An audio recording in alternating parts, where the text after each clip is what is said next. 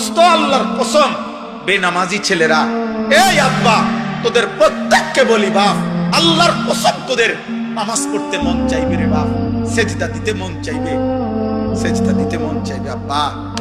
হাসরের ময়দানে হলো সেদিন মন চাইবে খুব, আল্লাহ আপনি একটু সুযোগ দেন না রে মাওলা, একটা সেজদা দেই আপনারে, একটা রুকু করি মাওলা। আমার সিরিয়াল আইতে তো হয়তো দেরি আছে মাওলা, আমার তো বিচারের জন্য হয়তো সিরিয়ালে আরো পরে ডাকবে, এই ফাঁকে আমি আপনারে একটা সেজদা দেই। আল্লাহ বলেন ওয়ালাউ শি'না লাআতাইনা কুল্লা নাফসিন হুদাহা। এই নাফরমান, আমি চাইলে তো দুনিয়াতেই প্রত্যেককে সেজদা দিতে পারতাম, দেওয়াইতে পারতাম, আমার আনুগত্য করাইতে পারতাম।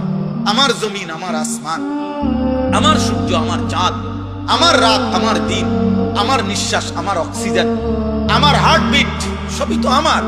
আমি চাইলে পারতাম বান্দা, আমি তো বাধ্য করে আনুগত্য নিতে পারতাম, কিন্তু যদি বাধ্য করেই নিতাম তো পুরস্কার দেব কেন?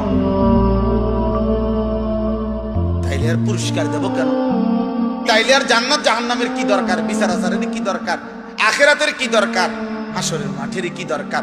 কারণ আমি যাকে বাধ্য করাইয়া সেজদা করাইছি, তো সেখানে তোমার কৃতিত্ব কি?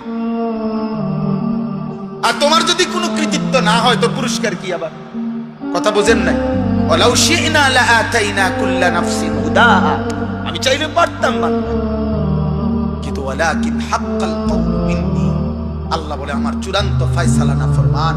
আজ এটা হাসরের মাঠ, আজ আমি মাফ করার দিন না, আজ হাসরের মাঠ বিচার করার দিন। আজ আমি বিচার করব।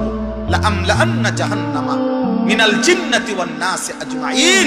আল্লাহ বলবে এই বেঈমান, তোর মতো কোটি কোটি নাফরমান মানুষ এবং জিন দিয়া আমি আল্লাহ আজকে জাহান্নাম পূর্ণ করব, জাহান্নাম পুরা করব। আজ আমি মাফ করব না, আজ আমি বিচার করব। মাফ করতে চাইছিলাম দুনিয়ায়, আমি হাজারবার বলছিলাম, কত মৌলবী, কত ওয়াইজ, কত হুজুর, কত ইমাম, কত বক্তা, কত আলেম, কত পীর, কত বুজুর্গ, কত হাজারি করছে, এরে আল্লাহর বান্দা মাফ চাও, মাফ চাও, মাফ চাও, তওবা করো, তওবা করো। তুমি বেটকি দিয়ে উড়াই দিছো। আরে তো হুজুররা কত কথা কয়, হ্যাঁ হুজুরের কথা শুনে কে না দরকার কি? আপনি শুনতেন না, বাতে না খাইবেন, অসুবিধা কি? আপনি বেশি কি খাইয়ে উল্টাই রেখেছেন? ফাঙ্গাসের তেলাপিয়া আর কি তা জানি না। আপনি কি দুনিয়া বেশি ভোগ করে ফেলছেন না ফরমান? এই যুবক, কি বেশি দেখে ফেলছো? পরের নর্তকী দেখো, মোবাইলের উলঙ্গ ছবি দেখো, হয় তোমার মা। এই বেটা বেহায়া ছেলে বেটা, যে নারীকে মোবাইলে উলঙ্গ ছবি দেখো, ও তোর মা বেটা, ও তোর বোন? তোর মাকে এমন উলঙ্গ কেউ দেখুক?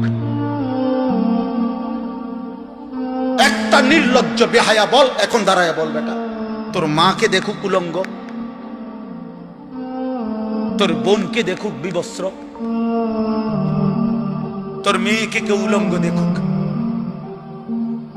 তুমি কেন অন্যের মা দেখো? সে কি কারো মা না? সে কি কারো বোন না?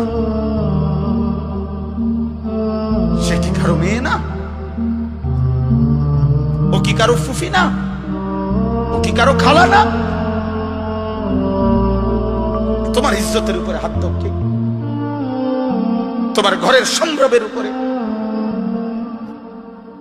অনেক নাফরমান আছে এমন, যে মূলত এমন নিকৃষ্ট, যে যার ভিতরে এমন মানসিকতা যে আমার বোনের সাথেও যদি কেউ হারাম সম্পর্ক করে আমার আপত্তি নাই, কারণ তুই তো মানুষ না, তুই তো জানোয়ার,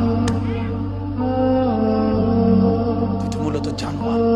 যদি ইনসানের শেষ রক্ত থাকতো, মানুষের রক্ত যদি এক ফোঁটা শেষ থাকতো, তো নিজের বিবেকে বাঁচত।